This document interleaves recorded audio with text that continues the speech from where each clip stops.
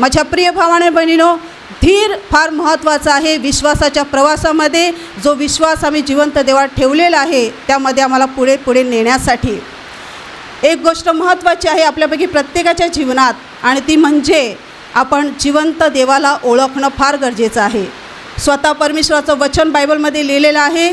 देव म्हणतो की प्रत्येक मनुष्याने सत्याच्या परिपूर्ण ज्ञानाप्रत पोचावं ही देवाची इच्छा आहे. देवाची इच्छा काय आहे? स्वर्गीय बापाची इच्छा काय आहे?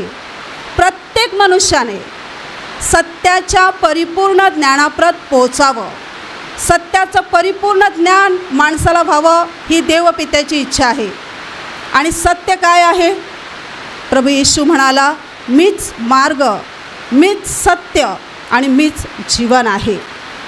प्रभू येशू म्हणतो मीच सत्य आहे, आणि देवपिता म्हणतो की सत्याचं परिपूर्ण ज्ञान माणसाला झालं पाहिजे. माझ्या प्रिय भावांनो बहिणीनो, येशू म्हणतो मीच सत्य आहे, आणि हे सत्य आपल्याला किती कळलेलं आहे, हे सत्य आपण किती स्वीकारलेलं आहे, ह्या सत्यावर आपण किती विश्वास ठेवलेला आहे, ह्यावर अवलंबून आहे आपलं पुढचं विश्वासातलं जीवन.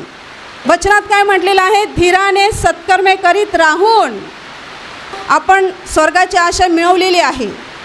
आपलं नाव जीवनाच्या पुस्तकात लिहिलं गेलेलं आहे. हा आपला विश्वास आहे, आणि आपण ह्या प्रवासाची वाटचाल करत आहोत.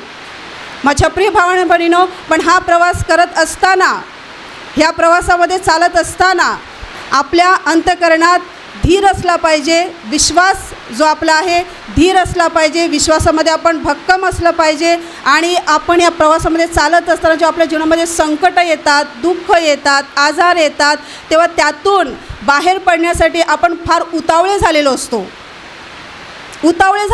कधी एकदाच माझ्या जीवनातले संकट निघून जाईल, कधी एकदाच हा आजार माझं शरीर सोडून जाईल, कधी एकदाची माझी ही समस्या सुटेल. देव माझं कधी ऐकणार? देव मला का नाही ऐकत? देव माझी प्रार्थना का नाही अजून ऐकत आहे?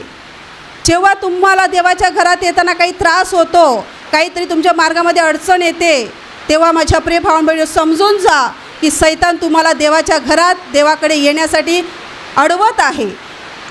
जर तुम्हाला अडवत आहे तर तुम्ही काय केलं पाहिजे? माघारे फिरू नका, देवाच्याच घरात या, देवाच्या घरात या, त्याही स्थितीत या. मग काय होईल? इकडे आल्यानंतर देव त्याचा हात लांब करून तुम्हाला स्पर्श करेल आणि बरं करेल.